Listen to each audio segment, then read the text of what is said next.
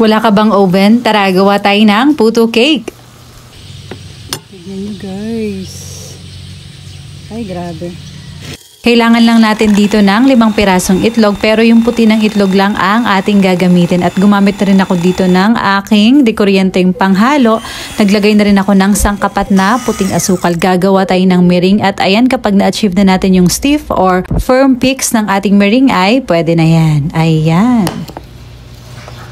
Pagsamasamahin naman natin yung 2 tasa ng harina at 2 kutsara naman ng baking powder. Ayan, sinala ko na ito at maglalagay na rin ako dito ng 1 tasa naman ng puting asukal.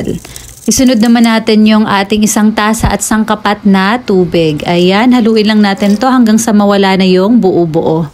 At pwede na nating ilagay ang ating nagawang meringue ng pakonte-konte. Ayan, at ganyan lang ang paghalo, padahan-dahan lang. Huwag nating pasobrahan. At pwede na natin tong ilipat sa ating lalagyan. Maglalagay na rin ako dito sa taas ng mga hiniwang keso at itlog na maalat. At in-steam ko na to sa loob ng 20 minuto. Yung iba naman ay dito ko na nilagay. Naglagay na rin ako ng keso at itlog na maalat. Makalipas ang 20 minuto, eto na ang ating steam puto cake. Tara, titikman na natin. Ayan. Tikman na natin.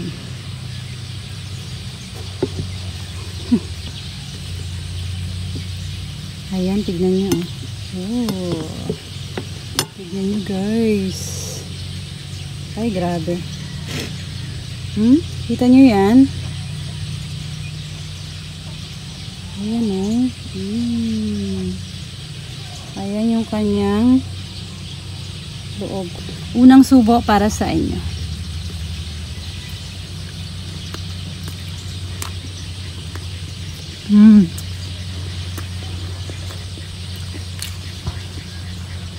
Ang sarap. Tsaka tingnan niya sa loob. Hag-cheese buo pa dun. Ayan. Ang ganda. Ayan.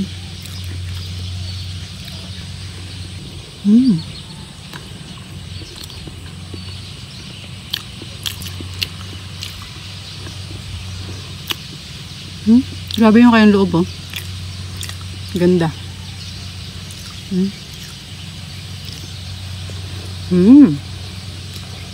Sarap.